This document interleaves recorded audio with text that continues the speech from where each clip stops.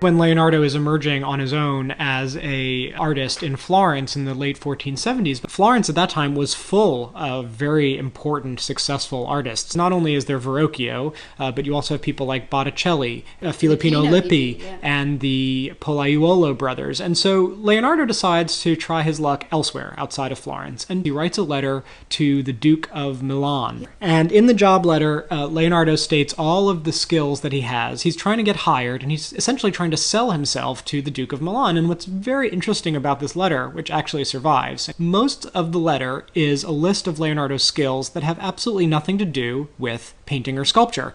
The things that Leonardo says he can do include building forts, inventing new weapons, and so on. And then at the very end of the letter, he says, also, I can execute sculpture in marble, bronze, or clay, and also painting. We think of Leonardo as a great painter, and indeed that's what he was, but when we read this letter from Leonardo, he does not prioritize painting, and if anything, it comes last in the long list of things that he can do. For instance, he could invent new weapon systems. And so here's a crossbow machine, where you see men climbing on the wheel, and the crossbow would be shooting arrows out. He's interested in saying he can design weapons of war, because that's what he thinks the Duke of Milan is going to want. When an artist would be a court artist, when they would be working for someone like a duke, they were responsible for many, many things. It was not just making paintings and sculptures. They had to design weapons, and here's another one.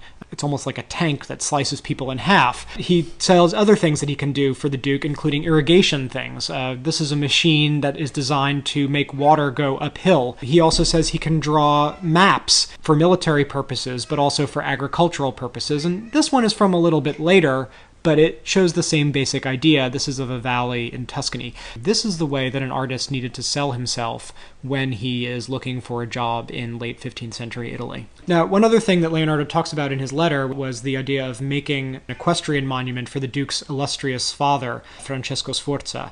This was a project that had actually been at first given to one of the Pollaiuolo brothers, and here we see the Pollaiuolo design for the Sforza equestrian monument. And this was to be probably made out of bronze, although it's not entirely certain. And this project was never completed by the Pollaiuolo. And so when Leonardo is writing his letter, he says specifically, I can carry out this project because he knows that this is a priority of the Duke. What it illustrates is that a work of art wasn't necessarily linked exclusively to the artist who thought it up, but that it existed as an idea, as a project for a patron, and that various different artists could claim to execute the project or say that they wanted to finish it. And so here we see Pollaiuolo's drawing and then Leonardo's early drawing for the same project as this. And you can see that basically it is the same design that Pollaiuolo had, but in a slightly more Leonardo, more energetic kind of style.